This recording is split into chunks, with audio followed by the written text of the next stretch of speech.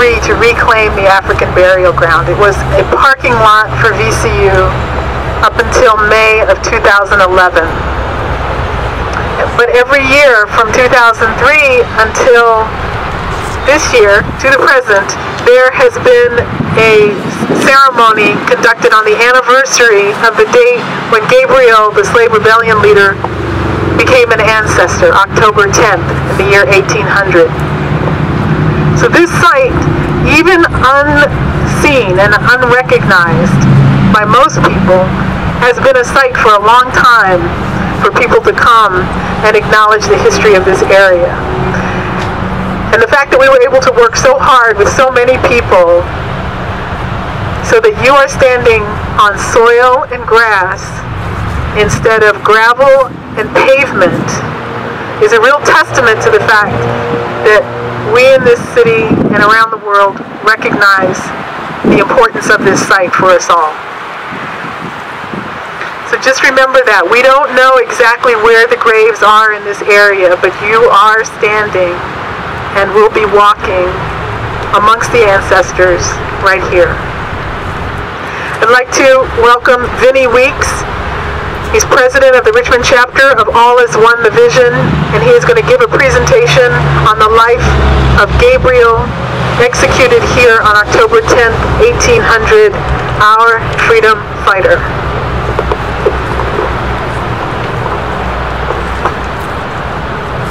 Hello everyone, thank you for showing today. This is the story of Gabriel from 1776 to 1800.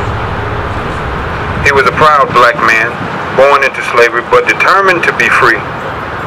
At the age of 24, he organized what many historians consider the most extensive, well-planned attempt at a mass slave rebellion in the U.S. history.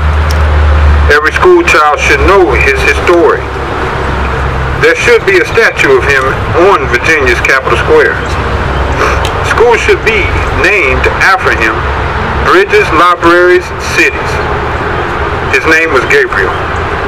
Some people know him as Gabriel Prosser, but there's no evidence that he ever took or was given the surname of the Henrico County plantation owner who held him in bondage. A tall, imposing, literate blacksmith.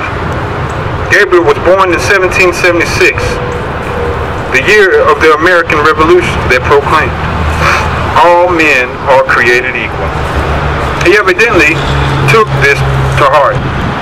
He also was likely influenced by the successful Haitian slave revolution, began in 1791, reports of which were eagerly followed in Richmond. Of the city's 5,700 residents, the majority were enslaved African Americans. And in the election year of 1800, Gabriel knew that bitter conflicts were raging between the Federalists and the somewhat more democratic Republicans. He began to see an opportunity to turn the rhetoric of the American Revolution into reality. His plan was to recruit an army of enslaved blacks and march into Richmond from Henrico County. As a diversion, one contingent would set fire to the warehouse district by Rocket's Landing. Meanwhile, another would seize the city armory, while a third would capture Governor James Monroe, holding him in hostage until the area's slave owners agreed to the demand for freedom. All who would agree would be embraced as equals. All who resisted would be killed. They would march behind a banner inscribed with the words, "Death or Liberty," a slogan of the Haitian Revolution. The plan depended in part on Gabriel's belief that other poor and oppressed people would join the rebellion, free and enslaved blacks, as well as working-class whites and Indians. The beginning in the spring of 1800, Gabriel began to organize. Quietly and carefully, he recruited his soldiers, assisted by his wife Nan, his brother Solomon, and Martin, and a fiery giant of a man named Jack Bowler. He built a small circle of trusted lieutenants, each of whom was assigned specific tasks. Blacksmiths secretly fashioned plowshares into swords. Literate slaves wrote passes, allowing recruiters to travel widely to spread the word. Watermen carried the news down the James River to Norfolk. Gabriel himself, hired out to work in Richmond, spent his Sundays. The white supremacist arrogance was a major advantage for Gabriel and his co-conspirators. August 30th. It would be a Saturday night, and groups of black people walking into the city were less likely to arouse suspicion. But as the freedom fighters made their way to their meeting place just north of Brook Creek, nature intervened in a terrible way. Richmond was deluged with one of its late summer thunderstorms. This one was unusually fierce. A torrential rain pounded the roads, making them impassable. The streams and creeks overflowed, washing away bridges. Gabriel and the other leaders decided to postpone the rebellion until the following day. The delay proved fatal. The great tension and unexpected change of plans proved too much for one of the conspirators. A Henrico County slave named Pharaoh shared the secret with a fellow slave named Tom.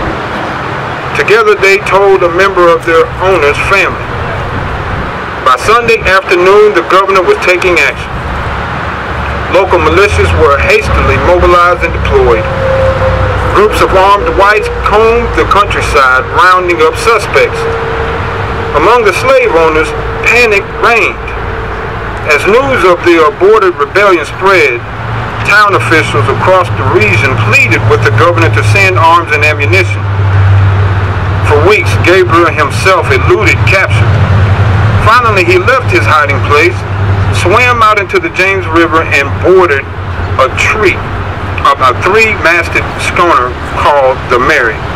For some reason, the white captain, a recently converted Methodist named Richardson Taylor, decided not to turn in the tall stranger, even though it is unlikely he did not suspect his identity. But there was a $300 reward for whoever found Gabriel, and shortly after that ship arrived in Norfolk, one of the Mary's crewmen went looking for the sheriff. It was September 23rd, more than 3 weeks after the failed rebellion. Gabriel was returned to Richmond and began one of the first residents of the newly built Virginia State Penitentiary. In all, at least 26 of the revolutionaries were tried, condemned to death, and executed. Many more were sold into hellish lives on the steaming plantations of the Deep South. Gabriel was the last to hang on October 10th, 1800. He had asked to die with his comrades, but that simple request was denied. With his hands bound behind him, he rode standing in the back of a tumbrel to the Richmond gallows in the middle of the burial ground for Negroes near 15th and Broad Street. According to the West African traditions, a restless soul who dies unnaturally does not pass into the spirit world. Instead, it finds a home in the body of a newborn child. 8 days before Gabriel's death, a baby boy had been born on the Southampton County plantation.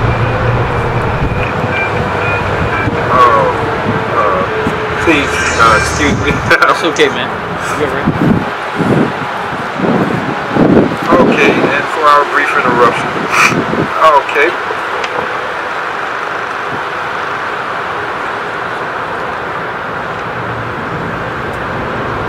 You want me to hold the mic for you?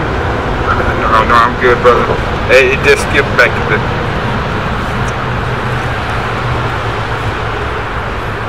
Okay. 8 days before Gabriel's death, a baby boy had been born on the Southampton County plantation of Benjamin Turner. His parents called him Nathaniel. The Old Testament name means gift of God. Thank you. This is the story of Gabriel.